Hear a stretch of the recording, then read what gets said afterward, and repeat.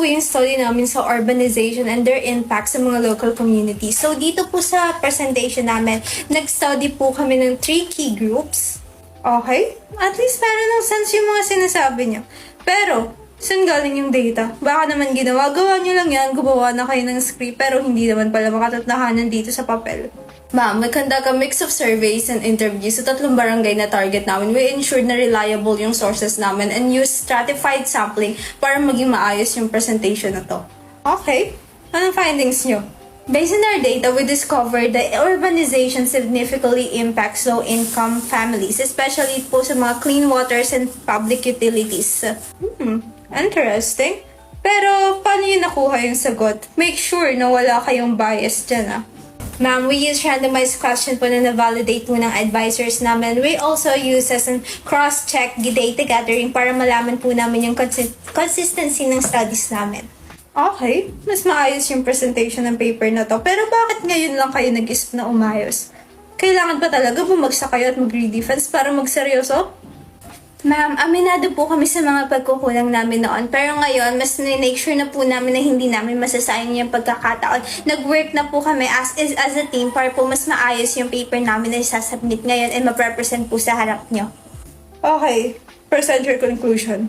We conclude that urbanization can bring economic growth pero nadidisproportionate niya yung mga bagay sa mga low-incoming areas. And now we recommend policy changes na magbibigay ng mga accessibility sa mga low-income para naman makasabay sila sa economic growth ng bansa natin. Well, I admit mas maayos na tong paper and mas malayo na kaysa dun sa mga grade 6 level papers na ginapresent nyo sa akin nung nakaraan. Pero, not because it's okay na. Is okay na. Marami pa kayong kailangang matutunan sa research at kung paano ayusin yung sarili nyo. And sana nakatulong tong research nito kung paano kaya makipag-usap sa isa't isa ng mahinahon. Opo, salamat po. Okay, possible na to. Pero next time, unahin nyo ang quality bago ang excuses for some works. Hindi na kayo pabata. Sabi sa okay, it's my fault then. Pero at least we made it. Oh my God! Grabe, akala ko hindi na tayo papasain. I'm shaking literally. Pero at least, di ba? Nasave natin yung paper. Nasave natin yung friendship natin. Hindi nagsisisan kasi kayo. Pero at least... Okay, let's celebrate. Ibre ko. Tara! O, di ba? Kung hindi tayo nagkakaintindihang tatlo, ay di bagsak tayo forever. Hindi lang sa defense na to, pero sa friendship na din natin.